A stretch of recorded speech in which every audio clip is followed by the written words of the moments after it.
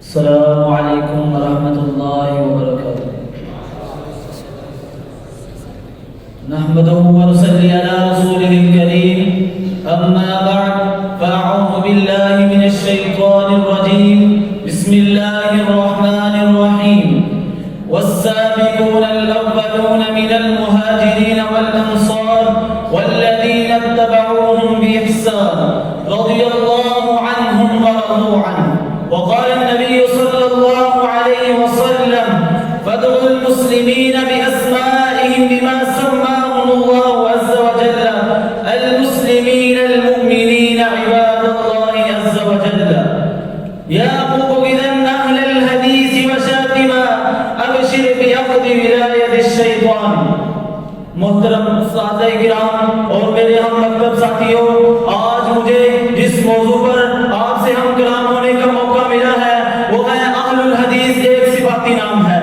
سامعین محترم، مسلمانوں کے بہت سے صفاتی نام ہیں، مومنین، عباد اللہ، حزب اللہ، صحابہ، تابعین، تبع تابعین، مہاجرین، انصار، اور اسی طرح ان صفاتی ناموں میں اہل السنہ اور اہل الحدیث القاب زمانے خیر القرون سے ثابت ہیں، اور مسلمانوں میں ان کا استعمال بلا انکار و نکیر جاری و ساری ہے، بلکہ اس کے جواز میں امت مسلمہ کا اجماع ہے۔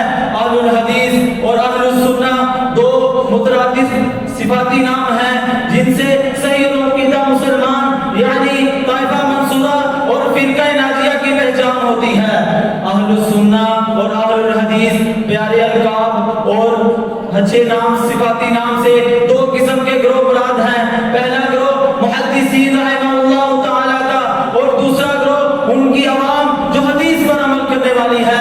اور محدثین کے بارے میں شیخ الاسلام ابن تیمیہ رحمہ اللہ تعالی یہ فرماتے ہوئے نظر آتے ہیں محدثین اہل الحدیث ہیں، اور کہیں امام ابن حبان رحمہ اللہ تعالی اہل الحدیث کی تین علامات سے آگاہ کرتے ہوئے نظر آتے ہیں۔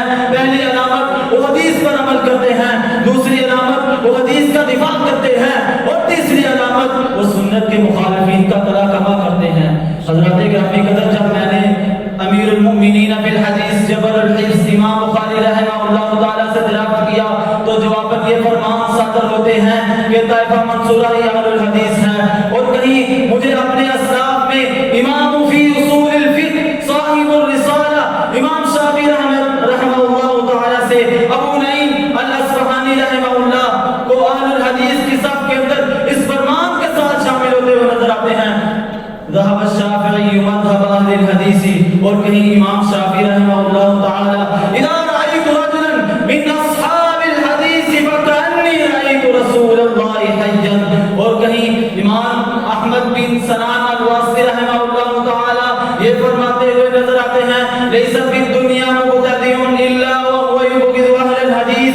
اور امام ابن القیم رحمہ اللہ تعالی یہ فرمایا: یا مبغضا اہل الحدیث وشاتما ابشر بأخذ ولایت الشیطان۔ اہل الحدیث سے بغض رکھنے والوں، ان کو گالیاں دینے والوں، تجھے شیطان کے ساتھ دوستی کرنے کی بشارت ہو۔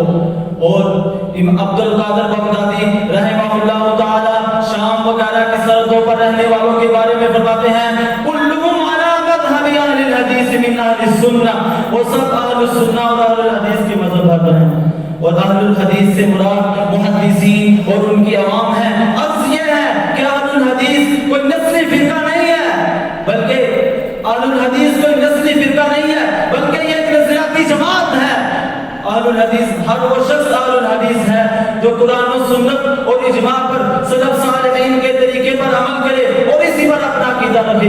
حضرات گرامی قدر، اپنے آپ کو اہل الحدیث کہلوانے کا یہ مطلب نہیں ہے کہ اب یہ انسان جدی ہو گیا ہے، اب ہمارے صالحہ کو ترک خواہشات کی پیروی کرے اور اس کے بعد منمانی زندگی گزارے، بلکہ وہی شخص کامیاب ہوگا جو اپنے اسلاف کے طریقے کے مطابق قرآن و سنت کے اوپر عمل کرے۔ وما علینا الا البلاغ۔